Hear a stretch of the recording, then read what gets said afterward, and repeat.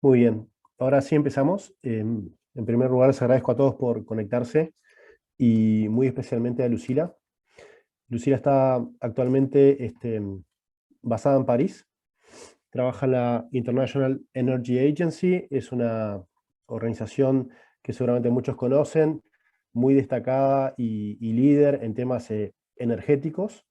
Lucila es exalumna de la Universidad de Montevideo de la licenciatura en Economía, hizo un Master in Public Administration en Harvard Kennedy School y se dedica a temas de energía, trabajó en el Banco Mundial y luego hace 2 años en IEA.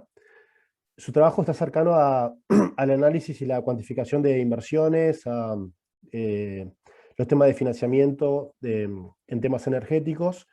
En la IEA ha participado en varios de los proyectos de lo que llama World Energy Outlook, que como símil es como el World Economic Outlook del Fondo Monetario Internacional, o sea que cada año IEA genera este informe que es muy recibido y mirado por la industria de proyecciones de oferta y de demanda de las diferentes energías.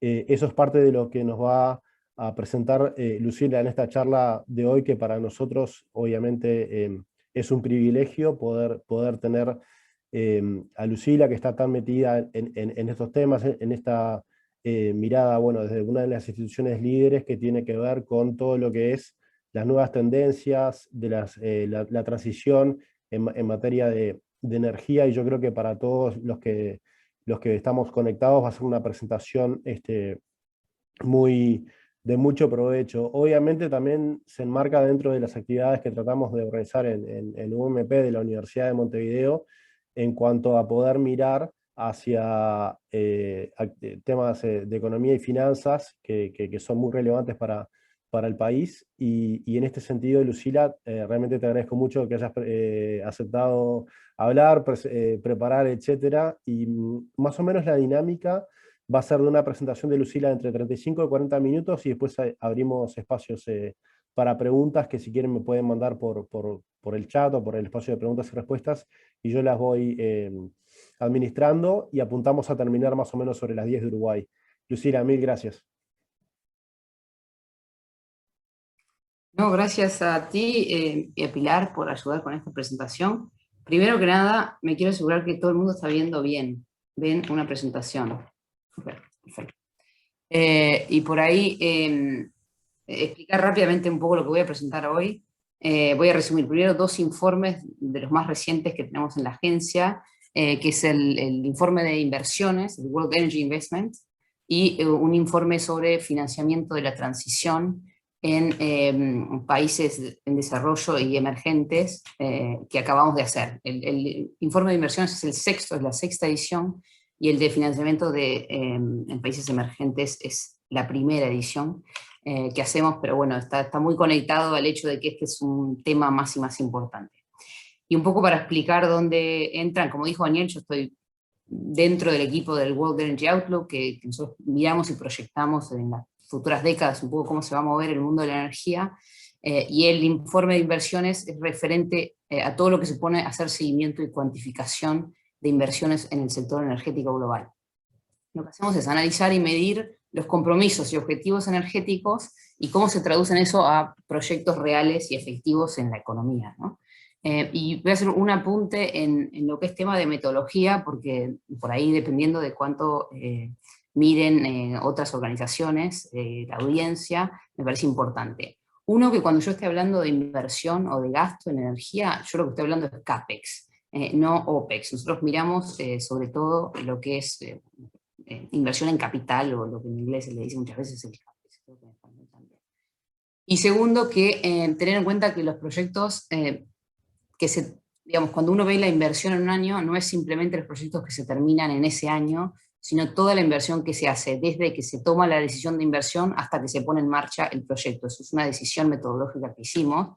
Por ejemplo, cuando uno tiene una planta de generación, no sé, a gas, que demora por ahí 5 años y eso tiene un costo total de capital de 100 millones, nosotros en el año en que esa planta de generación entra en funcionamiento, vas a ver por ahí si tenía si desde la decisión de inversión hasta la que entra en operación son más o menos 5 años, uno va a ver 20 millones, perdón, en el último año y 20 millones en los últimos 4 anteriores. Y digo esto, primero que hicimos ese cambio porque nos parece más realista de cómo efectivamente es el flujo de inversiones, pero lo digo porque además hay otros, digamos, analistas que lo miden de forma distinta, ponen la inversión total en el año en que por ejemplo, plantas eléctricas entran en generación. Después simplemente un apunte más, y es que voy a tener un poco de Spanglish en las diapositivas y en mi presentación, y que me disculpen un poco, pero bueno, trabajando un poco en inglés la mayoría de las veces, y sobre todo presentando en inglés, no puedo evitar a veces caer un poco en el Spanglish. Ahora, primero quiero dar un paneo general de cómo se movió la inversión global en 2020, y esto es un poco lo que se ve en la gráfica, y cómo estimamos que se mueva en el 2021. En 2021 la inversión mundial anual en energía vuelve a más o menos 1,9 miles de millones de dólares. Ahí lo que ven es billones en los términos americanos, creciendo alrededor de 10% en comparación con el 2020. Así que este año se espera un repunte. Esto significa además que el volumen de inversión vuelve a un nivel pre-crisis, aunque hay un poco una diferencia en lo que es la composición de los diferentes sectores, desplazándose, digamos, hacia el sector eléctrico y sectores de uso final. El sector eléctrico es, por ejemplo, la generación eléctrica, que es la celeste, que está ahí, y después las últimas 3 series que se ven arriba, que es más como inversiones en, por ejemplo, edificios, transporte de uso final, y menos en lo que es el suministro de combustibles. Y además un poco recordar que venimos de una caída histórica de inversiones en el 2020 de más o menos 15%, liderada sobre todo por el sector de petróleo y gas.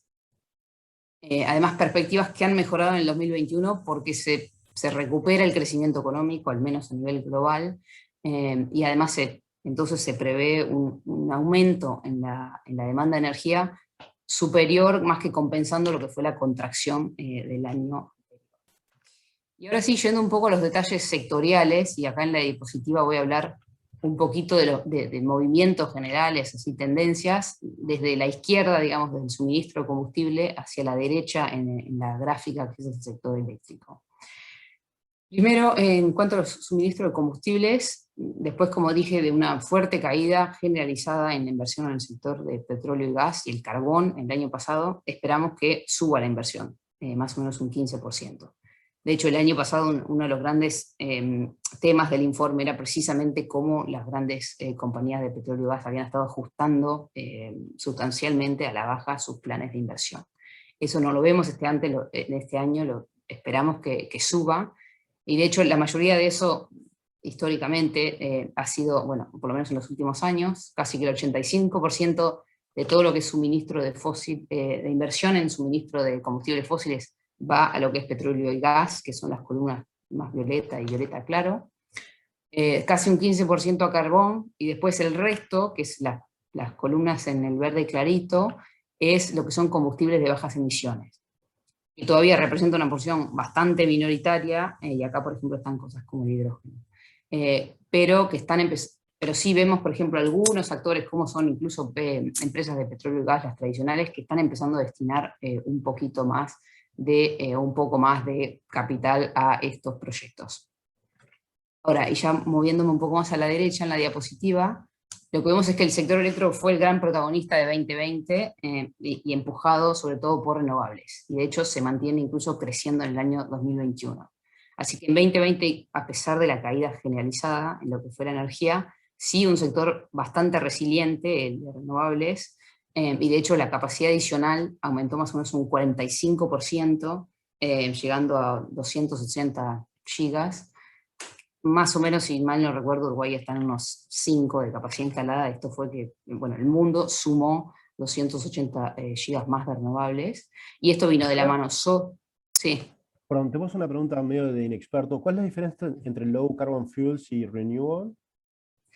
Bueno, lo que pasa es que uno es el suministro, en el renewables es el sector eléctrico, en el otro uno está en la oferta todavía un paso más atrás. Uno es la matriz energética, por ejemplo, cuando uno piensa en el gas, está el gas para el que uno consume directamente en industrias o en calefacción, y otro está el gas que entra para la producción eléctrica. Eso uno lo vería en el gas en fossil fuel power, por ejemplo, que es generación eléctrica a través de gas. En cambio, después tenemos el gas que uno consume directamente. Y entonces, renewable power es precisamente, creo que, ahora me confundí, pero creo que esa era la pregunta. Renewables es más específicamente en el sector eléctrico, porque de hecho hay renovables fuera del sector eléctrico también, pero cuando uno habla de renovables, hoy y más o menos siempre es en el sector eléctrico. Buenísimo. Perdón, ¿eh? No, está bien, está bien, está bien. Está bien, y si querés seguirme haciendo preguntas así. Si me quieren No, mandar por el chat, las voy dale, a meter. Dale, buenísimo.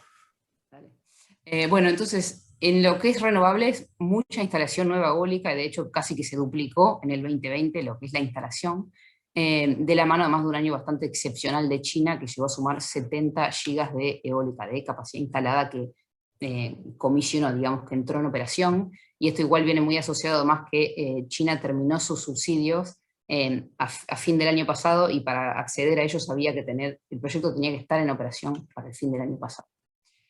Así que, y un poco terminando con este sector y yendo a lo que es redes eléctricas, después de varios años donde nosotros veíamos en este informe que la inversión en redes y almacenamiento, particularmente en lo que es transmisión y distribución, había estado bajando en los últimos años, vemos por primera vez que crece en 2021. Una inversión además muy enfocada en China, Europa y Estados Unidos, con unos anuncios fuertes en algunos casos. Pero bueno, después si no podemos hablar de algunos más detalles. Y ahora lo que quiero hacer en las próximas diapositivas es por ahí mencionar algunas cosas en algunos sectores que nos parecen interesantes, como algunas pequeñas historias, digamos, a ver si, y moverme un poco, y voy a estar moviéndome entre sectores, pero primero un par de notas sobre lo que es el sector de petróleo y gas, un sector que si bien ha caído en importancia, todavía atrae una parte importante total de la energía. Y acá de hecho vemos lo que es el sector petróleo y gas, el upstream, ¿no? Que es mayoritariamente la inversión que va a explotación y producción de crudo y gas, que pasó a representar más o menos un tercio en 2010 de la inversión total y hoy está en un quinto. Entonces es una diferencia, pero todavía es un quinto. Sí esperamos igual que este sector suba, más o menos un 10% este año, pero sin retornar a niveles precrisis. Y sube además, de alguna forma, debido a una demanda más firme que el año pasado, por lo menos un poco menos incertidumbre, y mayores precios del crudo. Todavía todo esto de las variantes, hay que ver qué pasa, pero bueno, esto es un poco lo que vemos, sobre todo en relación a lo que veíamos el año pasado. Pero sí empezamos a ver un poco de divergencias en este sector, y acá es donde por ahí las columnas, los colores de las columnas pueden ayudar. ¿En qué sentido? Digamos, si uno separa las grandes compañías de petróleo y gas entre lo que son las majors, que se conocen como las majors, son las grandes empresas privadas, como Shell, BP, y después tenemos, pero todavía hay mucha cantidad de empresas que, por ejemplo, que son empresas estatales públicas, por ejemplo la rusa, la china, la mayoría del Medio Oriente. Algunas de ellas cotizan en bolsa, algunas no, algunas en parte, pero sí hay como una diferencia también en temas de estructura de la empresa y de gobernanza y etc.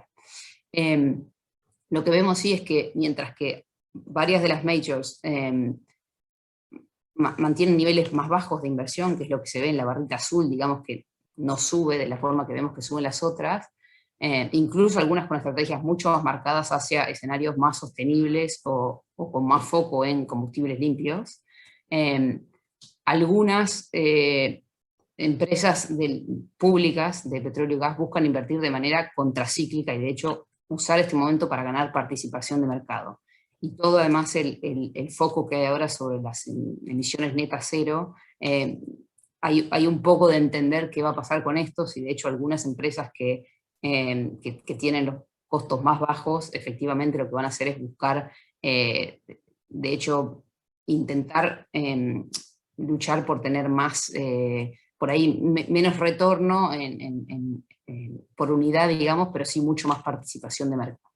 Y esa es un poco la diferencia que vemos, y de hecho una ilustración de esto es que la empresa de petróleo de Qatar va a construir ahora, por ejemplo, el proyecto de GNL, de gas natural de licuado más grande del mundo, que entraría en operación más o menos a mitad de esta década, incluso en un escenario donde todavía a veces se habla, bueno, ¿qué va a pasar con estas inversiones en petróleo y gas en un mundo donde los gobiernos se están comprometiendo más a menores emisiones? Y ahora, todavía algo en realidad sobre el sector eléctrico todavía, sobre el rol de los combustibles fósiles pero, y las empresas estatales. Acá lo que quiero mostrar un poco es lo que es las inversiones o las decisiones de inversión para generaciones centrales a carbón. Que lo que vemos en el gráfico es que no solo no se han ido, digamos, y además han tenido un repunte.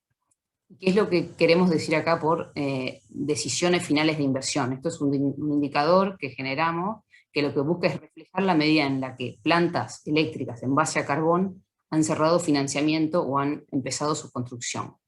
Y esto por ahí en Uruguay es un poco, digamos, creo que no hay absolutamente nada de generación a carbón, no, por ahí si hay debe ser mínima, pero sí, por ejemplo, en Asia hoy todavía hay muchísimo carbón, y además un carbón que es muy joven, la cantidad de empresas que han entrado hace pocos años, lo que quiere decir que tienen que repagar todavía su inversión por muchos años más. Entonces lo que vemos es que si bien las decisiones de inversión han bajado, más o menos un 80% comparado a lo que era el año 2015, esto es, ya digo, para plantas que van a entrar en los próximos años. Sí subieron en 2020 por primera vez en los últimos años.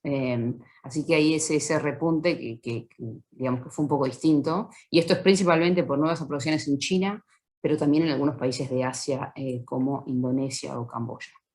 Yo creo que acá esto lo que ilustra también es un poco cómo la transición energética no sigue una narrativa tan simple, ¿no? Con estas fuerzas a veces un poco de contraposición entre, que vemos un poco que todavía hay nuevas decisiones de inversión para generación de carbón, por ejemplo, que es de las más que emiten más, mientras que igual hay más compromisos y como mucha emoción sobre lo que es escenarios.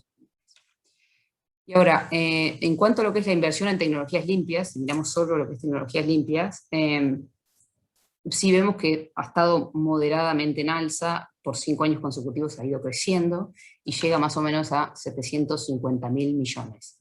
Creo que 1.000 millones es lo que en inglés son los millones, pero en principio me confundo un poco.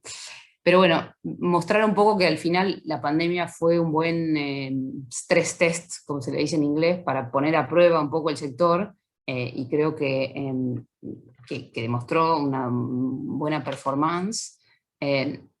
Y además incluso lo que vemos es que es lo que se ve un poquito en los puntos rojos, es que la cuota de estas inversiones sobre el total aumentó además, digamos que ahora las energías limpias representan una porción mayor en lo que es la energía, en la inversión total en energía. ¿Y qué hay detrás un poco de esta subida?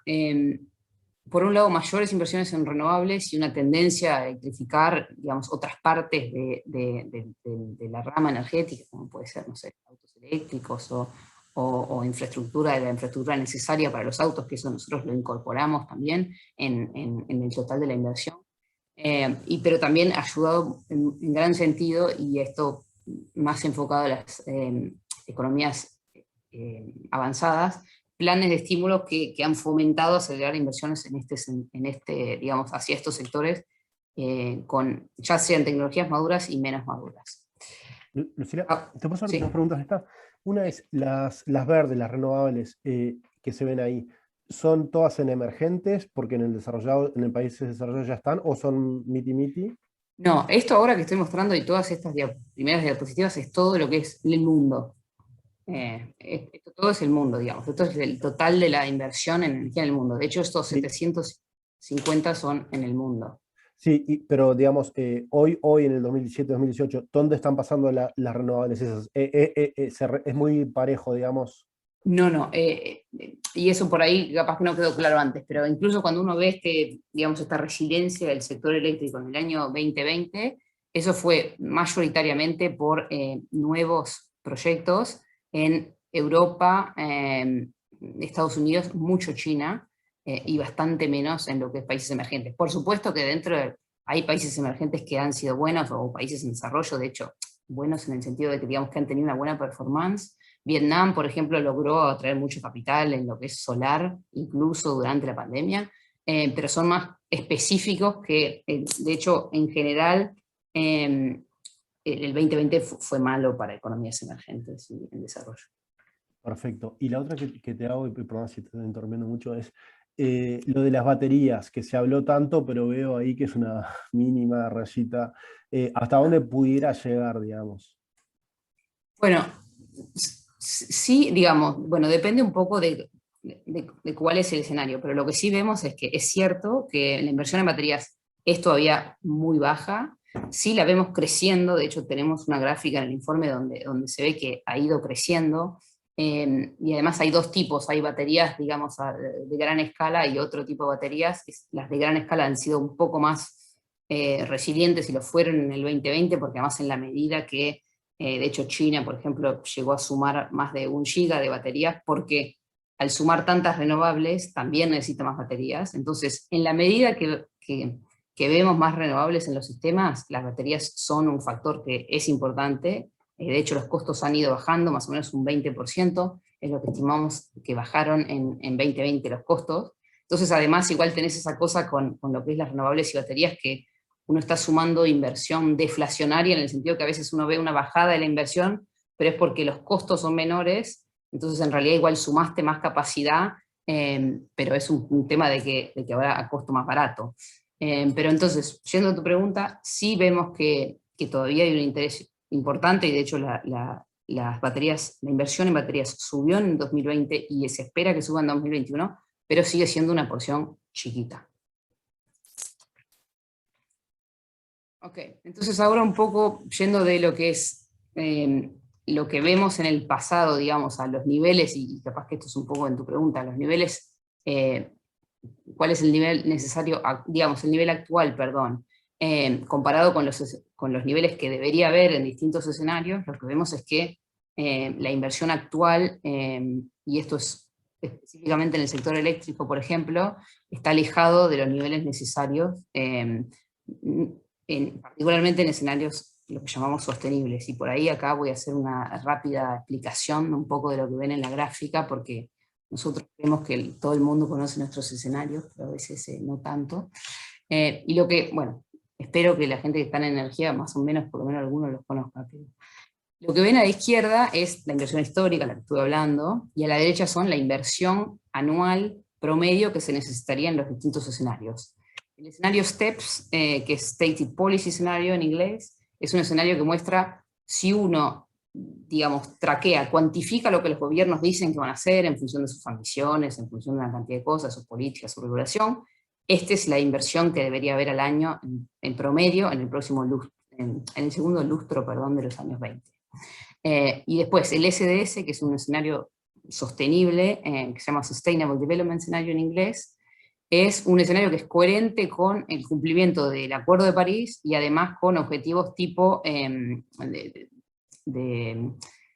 los objetivos sostenibles de Naciones Unidas, como que haya acceso universal a la energía para 2030 y mejorar la calidad de aire. Y es un escenario que asume emisiones netas cero en el sector energético a 2070, mientras que el NZE, que es el que está más a la derecha, que es el Net Zero Emissions Scenario, es una versión acelerada del SDS. Es decir, es un escenario que asume emisiones netas en el sector energético para el 2050 en lugar de 2070. Y bueno, entonces, un poco acá, que de hecho es lo que se están comprometiendo ahora los gobiernos, por eso hacemos ese escenario.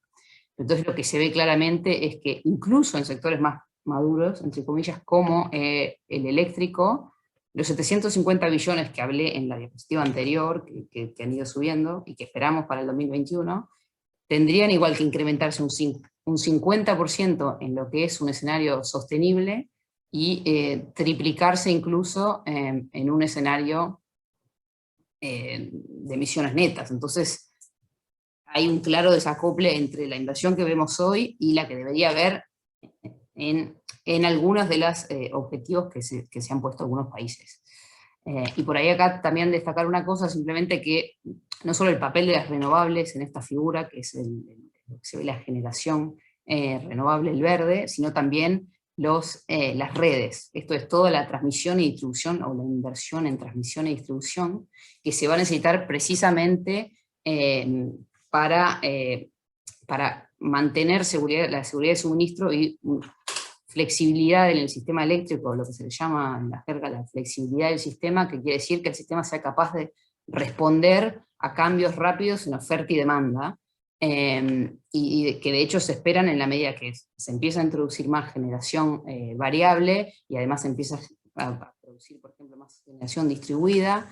Entonces, en ese sentido, algo que hemos estado poniendo mucho énfasis en esto, en la importancia también de activos como las redes de transmisión y distribución, que al final son la columna vertebral del sistema eléctrico.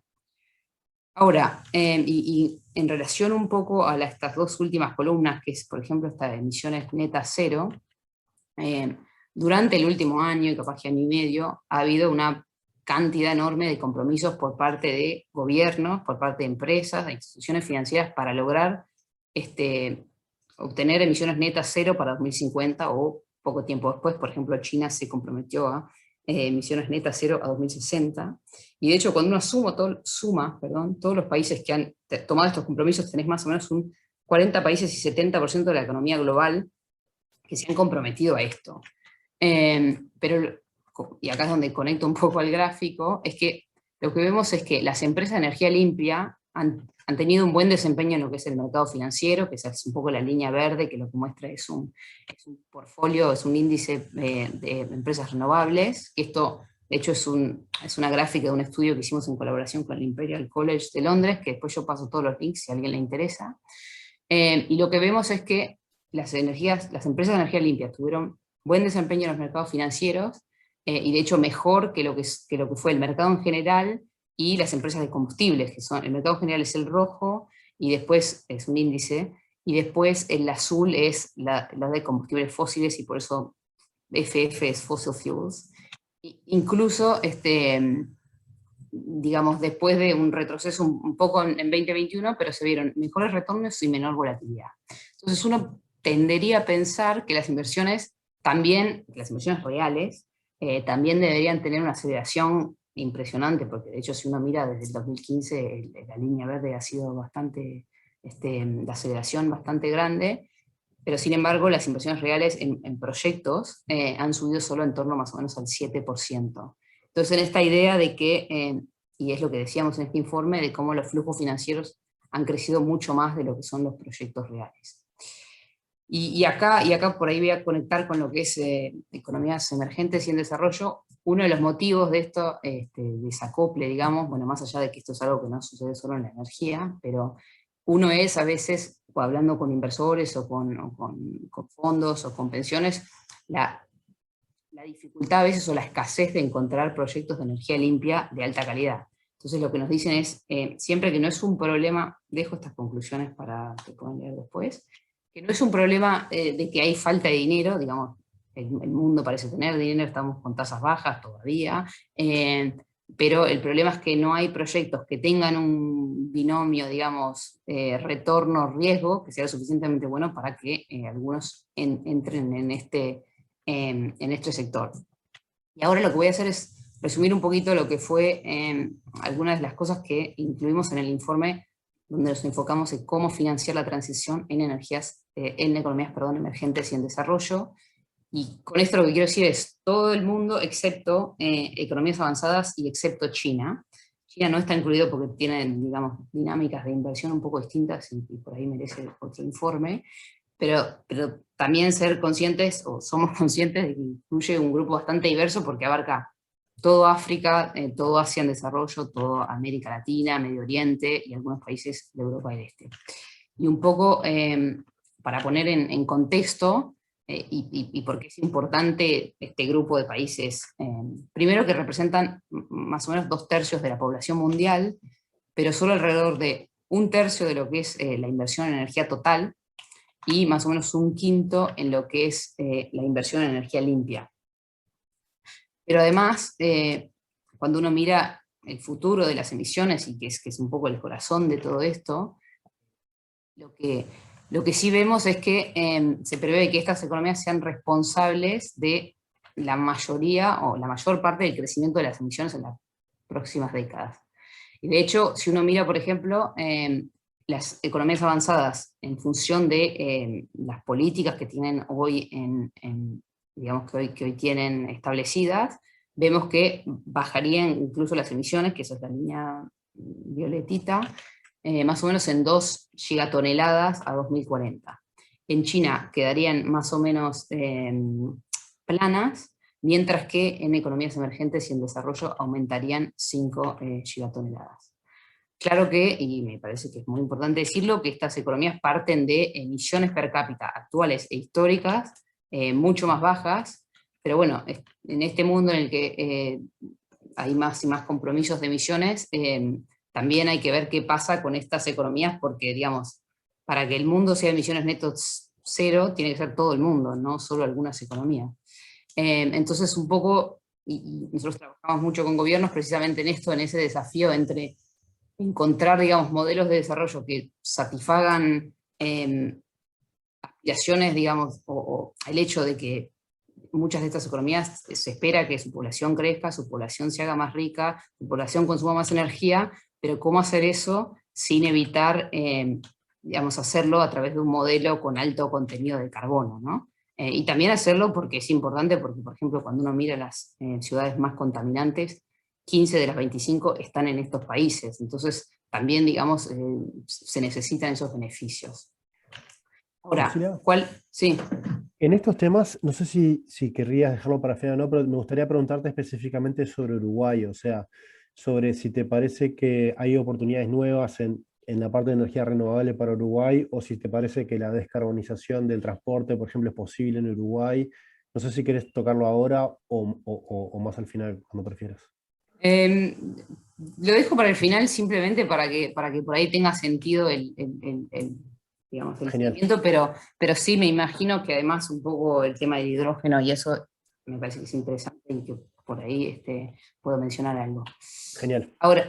Ahora, mirando un poco, ok, ¿no? Estamos hablando de que se necesita mucho más inversión en el mundo, en tecnologías limpias, para hacer frente digamos, a no superar el 1,5 grados, por ejemplo, del aumento de la temperatura, pero lo que vemos es que en estas partes del mundo la inversión en energía limpia está prácticamente estancada, de hecho cayó un poco, cayó más o menos un 8% en 2020, y si recuerdan yo había hablado de los 750.000 millones, que era todo lo que tenía el mundo. Esto en estas economías es más o menos 150. Bueno, por eso está esa idea de que un quinto de la inversión es acá. Y de hecho, si uno mira cuál sería la inversión necesaria en un escenario de emisiones netas, que muchas de esas economías no se han comprometido, vale decirlo, pero sí vemos que la inversión debería multiplicarse por más de 7. Mucho más inversión en generación limpia, los clásicos, eólica, solar, pero también mucho más en otras fuentes como hidráulica, y de hecho hay bastante geotermia en algunos de estos países, pero también mucho más foco en gasto para gestión de demanda y eficiencia energética. Esto es eficiencia energética en edificios, en industria, por ejemplo, en refrigeración. Uno ve que el consumo de los aires acondicionados en Asia, perdón, va a subir muchísimo, y también que se necesita que sean eficientes, por ejemplo, y después todo lo que es vehículos eléctricos, infraestructura. Y de hecho, y simplemente para mencionar el punto rojo, la inversión en energías limpias sobre el total de la inversión en energía debería pasar de más o menos un 25% a un 40%. A 2/3, perdón, a más o menos 60%. Y disculpen porque no sé si han visto en presentaciones de la agencia antes, pero tiramos número a lo loco. Entonces, espero que se pueda retener, y de hecho estoy tratando de ajustar, de no decir tanto. Pero entonces un poco de cómo se puede financiar todo esto, y me parece que acá también esto pues es interesante para Uruguay, más allá de que Uruguay en general cuando uno mira indicadores está a la derecha de la distribución, digamos, comparado con algunas de las economías de las que yo estoy hablando hoy. Pero en el informe lo que hacemos es analizamos las fuentes primarias de financiamiento en 4 parámetros. Por tipo de proveedor, digamos si es público o privado, quienes invierten en esto, el tipo de capital, ¿no? El tipo de instrumentos, si se necesita más deuda o más capital propio, por origen, si es financiamiento internacional o local, y después por estructura de financiamiento, por ejemplo, si es off-balance sheet, lo que se llama off-balance sheet o no. Y lo que vemos, y acá solo muestro los 2 primeros parámetros, lo que vemos es que se va a necesitar más capital privado y más deuda. en los próximos años.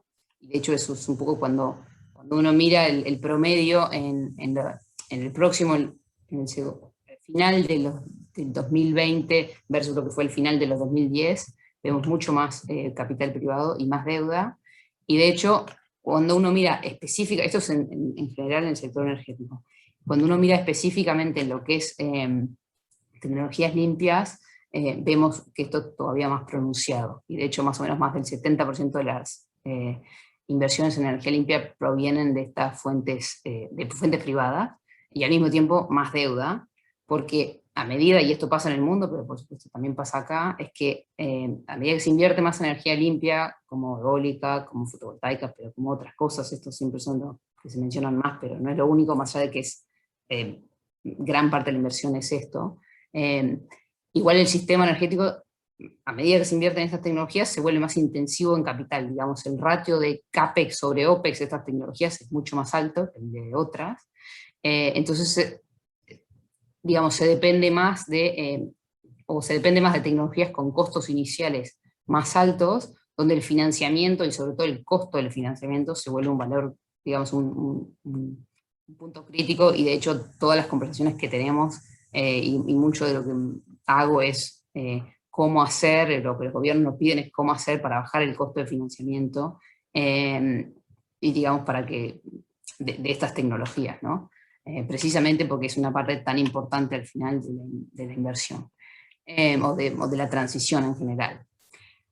El tema es que el costo de capital o el costo de financiamiento es bastante diferente alrededor del mundo, y por eso es que trabajamos tanto con gobiernos para ayudarlos a bajar un poco, y lo que vemos es que igual en los últimos años los costos de financiamiento en general se han reducido en el mundo, incluidas estas regiones, con rendimientos de bonos de referencia y primas de riesgo en general más bajos, ¿no? Y sobre todo para algunas economías que han tenido una política monetaria muy expansiva y bajando tasas de interés. Igual por ahora el capital es considerablemente más caro en estas regiones que en economías avanzadas.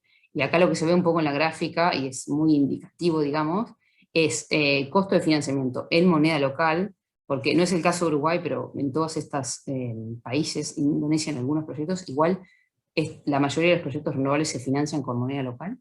Y lo que vemos es cuál sería el costo de financiamiento, más o menos mitad deuda, mitad capital propio, en estas, digamos, sin entrar a la prima que se debería pagar porque sea un proyecto de solar, digamos, es por invertir en un país versus en otro. Lucila, Sí.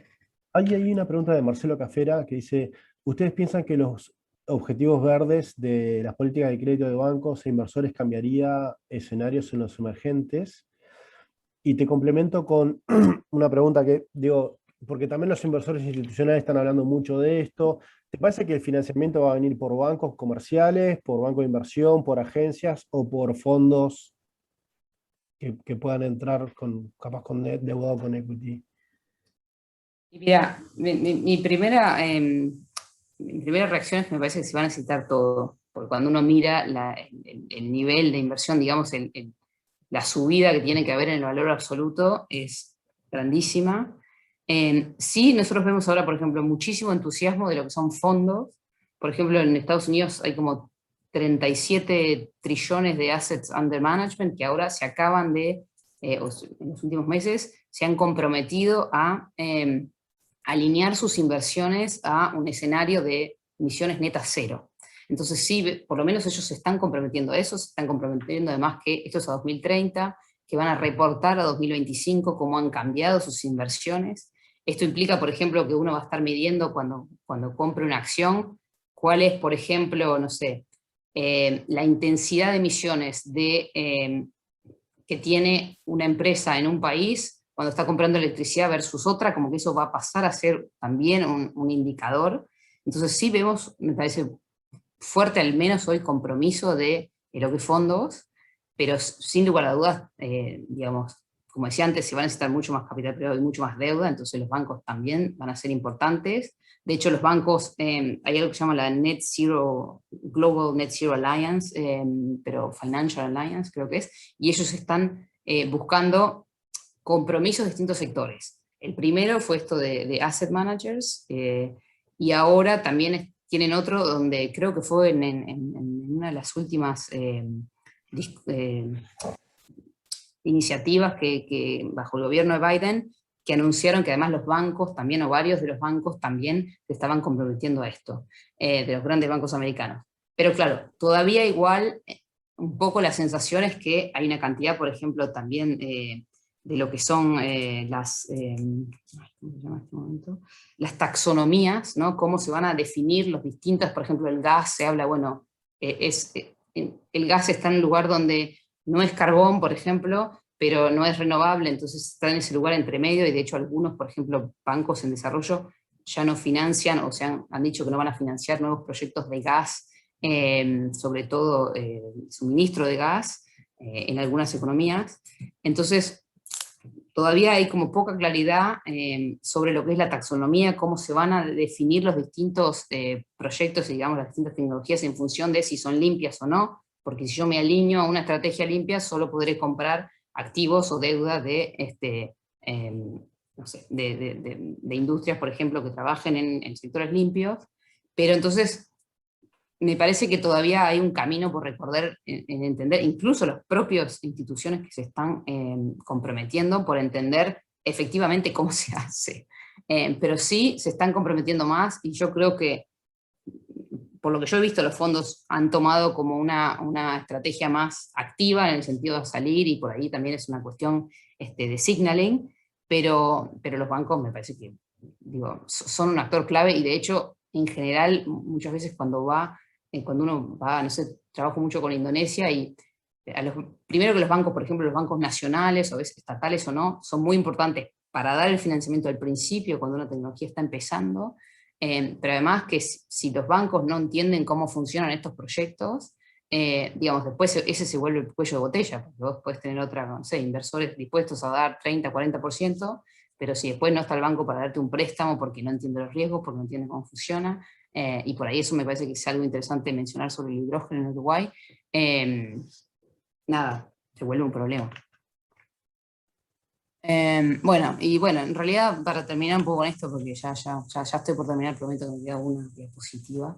Sí vemos, de hecho, digamos, las diferencias acá me parece que están bien claras de por qué hay esta diferencia. Uno es mayor riesgo macro, limitaciones, por ejemplo, de conseguir capital en moneda local, por ejemplo, incluso en India, que es un mercado bastante caliente en ese sentido, conseguir moneda, deuda, por ejemplo, y deuda a largo plazo, ¿no? que sea similar a la vida útil de estos proyectos, es un tema, y de hecho nosotros medimos que dentro de lo que es nuestro informe, más del 90% de las necesidades de inversión en estas economías están en países con mercados financieros y mercados de capitales subdesarrollados, digamos, con poco desarrollo.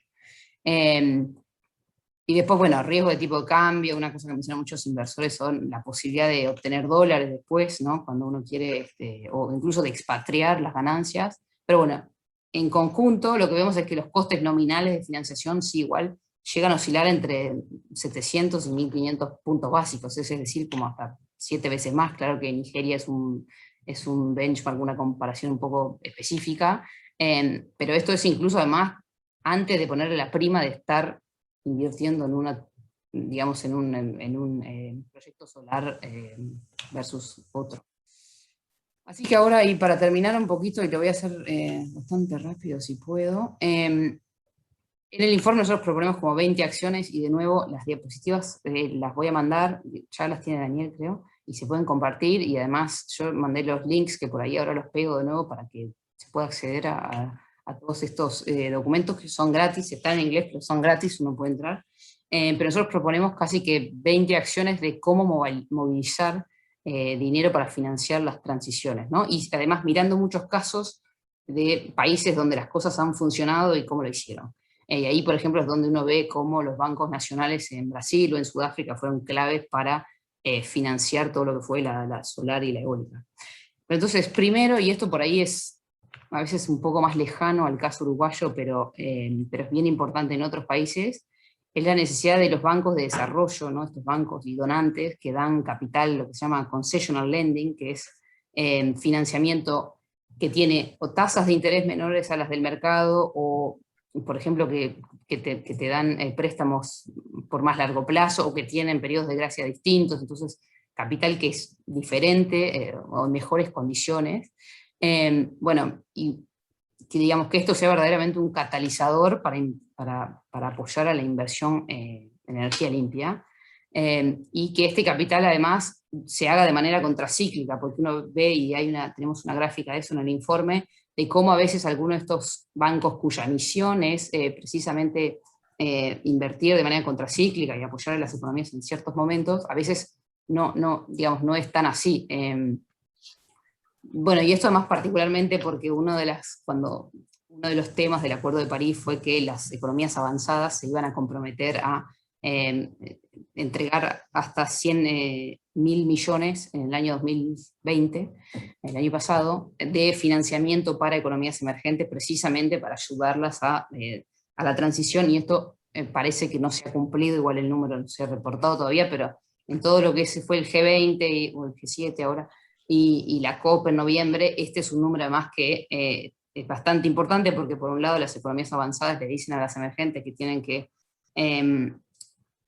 tener ambiciones más, objetivos más ambiciosos de emisiones, y por otro lado ellas le dicen, bueno, ustedes nos iban a ayudar con este capital adicional que no está, porque se demora. Entonces, por eso este punto sobre la importancia de usar ese capital de forma muy efectiva y de forma muy rápida.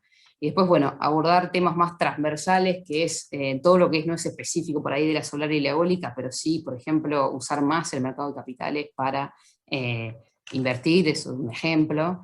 Estoy tratando de hacerlo rápido porque veo que no queda mucho tiempo, me puedo quedar unos minutos más.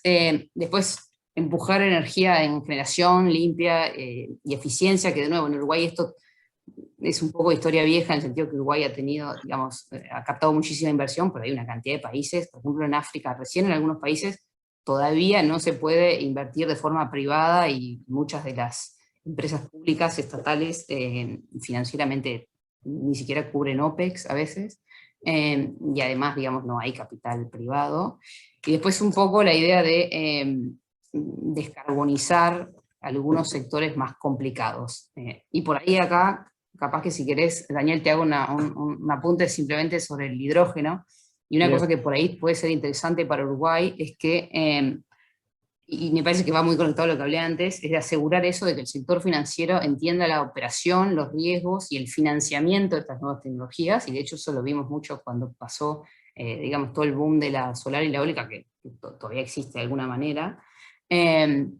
Pero digamos, ¿cuáles son los riesgos más comunes y qué cláusulas deben incorporar los contratos? De hecho, hoy todavía los proyectos son pocos y a veces todavía muy ad hoc, digamos, pero todo parece indicar que sí se van a necesitar contratos, digamos, de largo plazo, como los hay en la eólica y la solar. Además, porque, que yo sepa, no hay como un mercado spot, digamos, de hidrógeno en la forma que puede haberlo en el mercado eléctrico, donde uno puede decir, bueno, aunque no tenga un contrato, puedo vender en el mercado spot. Eso todavía no existe, así que los contratos parece que van a estar que van a ser necesarios. Pero me parece que esta idea de trabajar también mucho desde el principio con bancos y con el sector financiero, precisamente para que entiendan cómo funcionan, y sobre todo para ver si ellos necesitan, por ejemplo, otros mecanismos específicos para mitigar ciertos riesgos, no sé.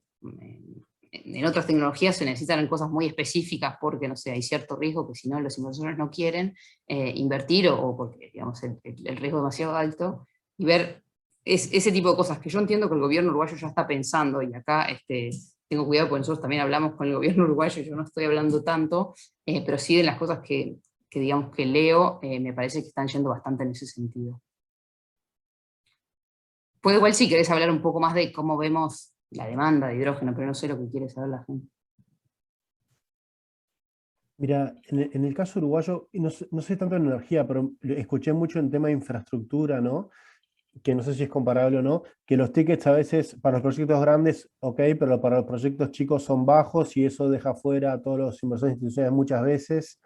¿Qué impresión te da, digamos, si todo lo que decís de mercados emergentes pudiera ser real para Uruguay, o no tanto por el tamaño?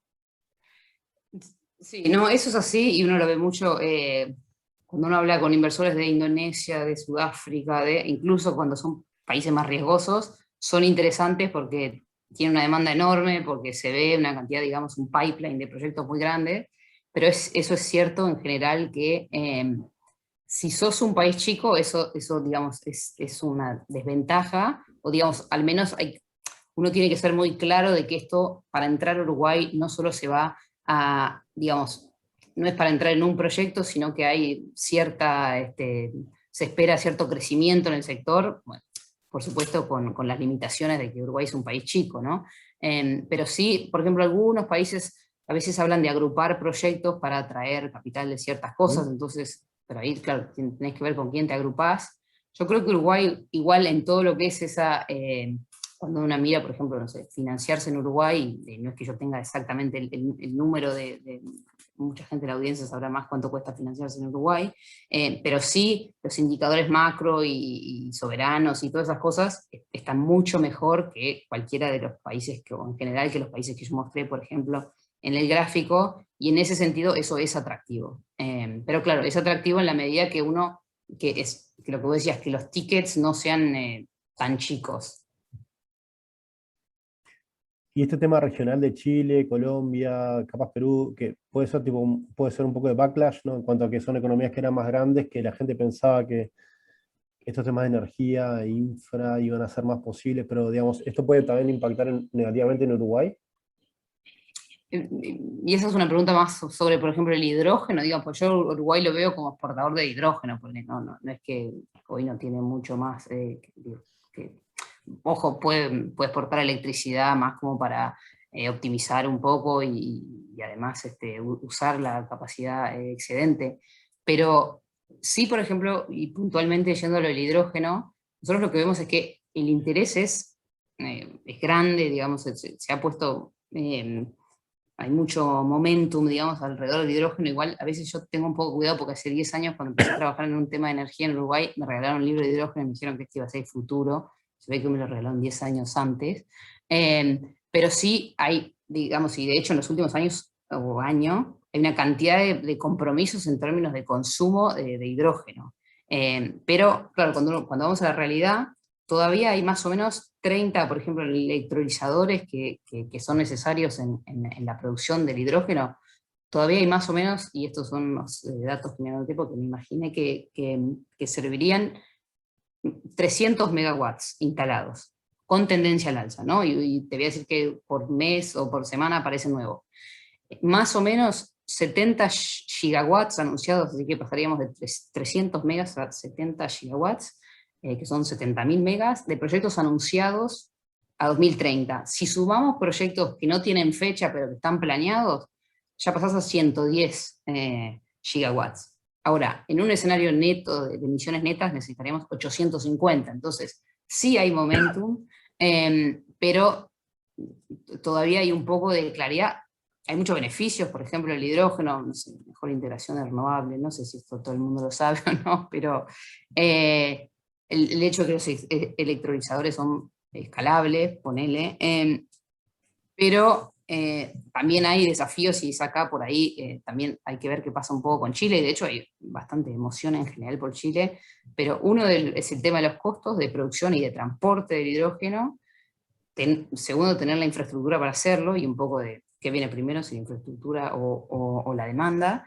Y segundo, y me parece que acá es donde por ahí es un tema que para mí es la pata que le veo más a Uruguay, es esta competencia entre hidrógeno producido a través de renovables, el hidrógeno verde, y hidrógeno, el azul, que es producido a través de gas natural, y es posible que algunos países de Medio Oriente, Estados Unidos, Rusia, empiezan a producir, por ejemplo, hidrógeno a través de gas y captura de CO2, digamos que es una tecnología particular, pero es un hidrógeno que no es necesariamente que viene de renovables, pero que hoy los costos parecen ser bastante más bajos. Entonces, si al final uno va a estar compitiendo con eso, puede ser más complicado.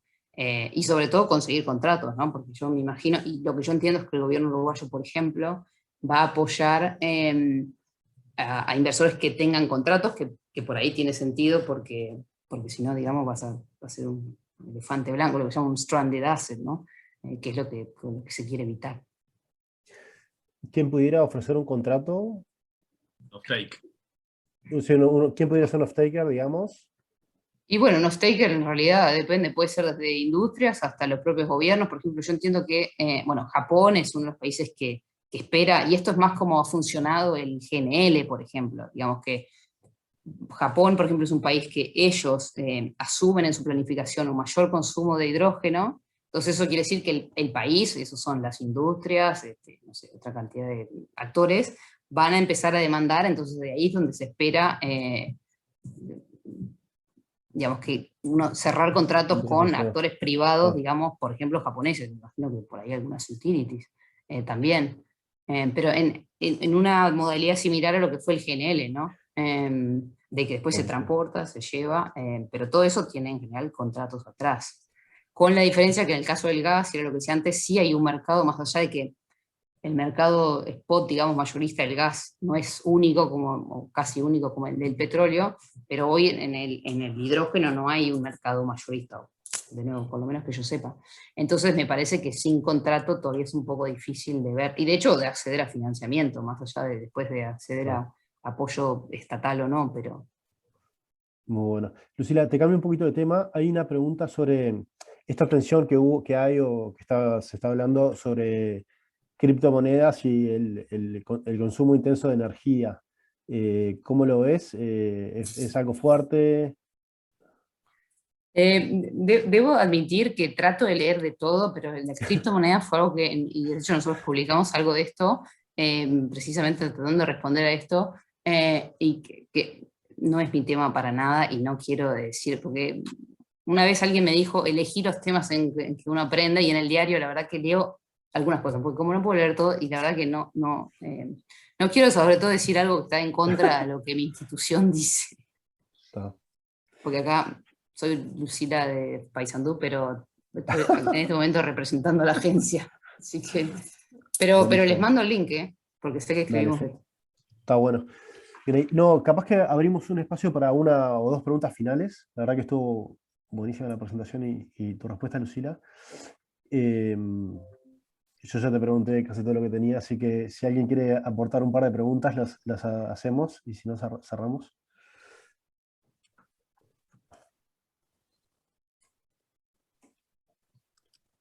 Mientras pongo en el chat, bueno, no sé lo que espera, muchas gracias. Bien ahí, Marcelo. Sí, nosotros tenemos los links, si querés los podemos distribuir o Ah, tú o nosotros. ok. Si querés, lo podés hacer tú con los mails Los de pegué todos ahí y por las copias a dudas, ver. pero... Genial, buenísimo. Yo tenía alguna... eh, Ahí Alfredo pregunta cuánto es esa inversión, pero no me queda claro de que si es para Uruguay. Si pudieras aclarar, Alfredo. ¿Estás viendo el chat, no, Lucila? Sí. ¿Cuánto Ah, es pública? ¿Cuánto es esa inversión? ¿Es pública y cuánto es privada? Bueno, una de las cosas que yo mostraba en una de las diapositivas, eh, bueno, hoy más o menos en lo que es todo este grupo de países, en energías limpias, la inversión está más o menos en 150.000 millones. Y en un escenario que ya te digo, de emisiones netas, sería más, 7 veces más. Viendo que por ahí sería un lugar en el medio, ese es un poco el nivel. Y sí vemos que más o menos el 70% de eso sería privado. Eso es lo que esperamos. Hoy es más en torno al 60%. Y de hecho en el futuro sería un poco más del 70%. Así que sí, digo, se espera. Claro que en estos escenarios sostenibles, y esto debo decirlo por la propia metodología, nosotros asumimos que en un escenario así, donde los gobiernos se comprometan más, también vamos a estar viendo mejor regulación, mejores políticas, mejor, digamos, marco regulatorio para invertir. Entonces, por eso también se espera más inversión privada, porque las condiciones para la inversión privada estarían.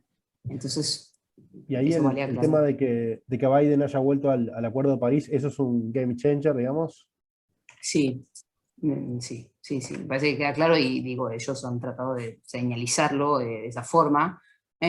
Por ahí un tema más a veces es el tema del gas, porque Estados Unidos tiene mucho gas y produce mucho gas, y de hecho Estados Unidos pasó a ser exportador de gas, se pasó de importador a exportador hace unos años. Entonces, como particularmente en esta taxonomía de qué es limpio y qué es no, el tema del gas es bastante como candente. Pero después en general, sí, Estados Unidos ha hecho una cantidad de compromisos y de hecho, por ejemplo, no sé, tiene incluso incentivos fiscales para invertir más en redes, en transmisión y distribución. También se ha comprometido a que sea más fácil obtener permisos para líneas de transmisión, por ejemplo, que es un tema que, por ejemplo, en países desarrollados que en general tienen mejores marcos regulatorios y de políticas para invertir en estas cosas, igual estamos viendo como un poco un cuello de botella, lo de conseguir permisos para líneas de transmisión. En la eólica ha sido como un tema en Europa también. Muy bueno. Lucila, mira, termino obviamente agradeciéndote mucho, la verdad que me valió mucho la pena esta hora para, para aprender bastante. En el caso de Uruguay, pensando en este pool de activos, de agrupar proyectos que dijiste, ¿eso quién lo tendría que empujar?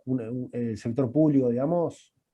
Y sí, pero y me parece que en combo, como uno lo ve en otros países, es primero que todo lo que es, digamos, la planificación, eso sería, me imagino, no sé, el Ministerio de Industria, con Ministerio de Finanzas para, por ejemplo, ver qué apoyo se le da, de qué tipo, si se necesitan garantías, por ejemplo, que ahí lo que le pasa en muchos países es que a veces nosotros siempre hablamos con el Ministerio de Energía y el Ministerio de Finanzas, hasta que no lo aprueba, digamos, el inversor siempre dice, bueno, yo quiero ver, no sé, por ejemplo, una garantía soberana. Entonces, la planificación, la parte técnica digamos, y entender qué tipo de proyectos, cuánto, en qué año vendrían los distintos proyectos, eso es más en Uruguay lo que es industria y dentro de eso la dirección de energía, pero también con el ministerio. Igual entiendo que Uruguay está hablando y de hecho hay un fondo aprobado para tener también lo que es dinero más concesional, digamos, para apoyar estos gobiernos, para apoyar, perdón, estos proyectos, en el caso de Uruguay, por ejemplo, que es una economía más de mediano ingreso, no tiene tanto apoyo en general de organizaciones como el Banco Mundial, digo apoyo de financiamiento en el sentido porque digamos, no está en la misión del banco y es entendible, no lo necesita como lo puede necesitar otro, pero sí en tecnologías que son mucho más inmaduras como el hidrógeno. Entonces, ahí, según entiendo, va a haber también un poco de ayuda de donantes para entregar un capital digamos, que exija menos condiciones o que exija menos retorno, por ejemplo, que esté dispuesto a tomar mucho más riesgo. Entonces va a tener que ser una combinación de todo. Y además el gobierno con mucha discusión con el sector privado, porque también hay que entender qué les preocupa a quienes después van a invertir. Para que entrar un par de preguntas me gustaría enviarte. Una es, ¿qué sería más rentable, descarbonizar el transporte local o exportar el hidrógeno verde que se puede producir localmente? La verdad es que no conozco los números de Uruguay. Me parece que y me daría, digamos, porque esto no siempre la respuesta es sí o no, y la verdad que no conozco los números de Uruguay. Me imagino que puede ser un poco de combinación, pero igual además hay veces que lo que tiene es que el tipo de financiamiento es bien distinto en uno y otro, entonces, pero bueno, a nivel social, ¿qué es mejor en Uruguay? La verdad es que no lo sé. Ujú, ok. Y sobre energías renovables en Uruguay, ¿le ves, digamos, mayor crecimiento a la eólica o a las otras, o solar, o sea, eólica? Bueno, la verdad que las dos siguen creciendo bastante. La eólica, nosotros tuvimos el año pasado en el World Energy Outlook que sale en octubre, noviembre, ahora están saliendo más en octubre, así que en octubre que viene va a salir otro. Y de hecho, una de las grandes mensajes era como Solar is King, decía, porque históricamente, hace muchos años, se había hablado de que Carbon is King, ¿no? Como que el carbón era el gran actor en el mundo eléctrico, pero ahora es la solar, principalmente además porque los costos siguen bajando. Pero bueno, la eólica sí en algunas cosas, en algunos lugares en particular y sigue creciendo, la eólica de offshore ha crecido mucho también, sobre todo en lugares donde hay menos espacio físico, digamos, para hacerlo, o en lugares que la capacidad, el factor de capacidad, digamos, la capacidad de producir eólica offshore, no sé cómo se dice en español, ¿Mm? fuera del continente, es alta. Por ejemplo, Brasil tiene unos niveles de factores de capacidad, digamos, la capacidad de producir, digamos, la eficiencia de la tecnología, altísimo. Genial. Y me parece que además lo que queda claro, espero, de los escenarios es que se necesita mucho, digamos que el nivel tiene que subir mucho, si es que los gobiernos quieren moverse a estos escenarios, ¿no? Porque nosotros modelamos lo que los gobiernos se empiezan a comprometer, ¿no? No estamos tratando, digamos, a que se muevan para un lado o para el otro. Buenísimo. Mira, Lucila, muchísimas gracias. La verdad que nos diste un montón de información para pensar y estuvo muy, muy bueno. Así que te termino agradeciéndote de vuelta. No, gracias a ustedes y mis disculpas si a veces hablo un poco rápido, pero bueno, no, tengo un cartel pegado que dice hablar lento, porque a veces hablo un poco rápido, No, no, tremendo. pero bueno, traté. Y ya no veo a nadie, no sé, porque el Zoom siempre se me... No sé, No, no, no, no, no, un pero año y medio estamos, de esto y ya no veo, sí, no sé ni dónde estoy, no, pero pero estamos creo casi todos que... los que empezamos. Buenísimo. Bueno, y cualquier cosa, ¿sabes qué? Dejo mi mail acá por si alguien quiere, Dale. digo, mi mail de la agencia, y que me escriban. Nosotros, de hecho, hay bastante información pública, no solo de los informes, sino que uno si quiere ver los números que están atrás de todas las gráficas, se pueden ver en la web o si nos piden, particularmente además si vienen de grandes instituciones o sector público, nosotros esos números los pasamos generalmente, si no están ya disponibles, digamos. Así que bueno, a las órdenes. Y podemos después, si Buenísimo. quieren, hacer Sí, otro. lo mismo, si alguien nos escribe a nosotros, nos ponemos en contacto contigo y tal cual, si después surge alguna otra cosa más, lo volvemos a organizar. Perfecto. Bueno, gracias. Mil gracias, Lucila. Chao. Chao, gracias a todos.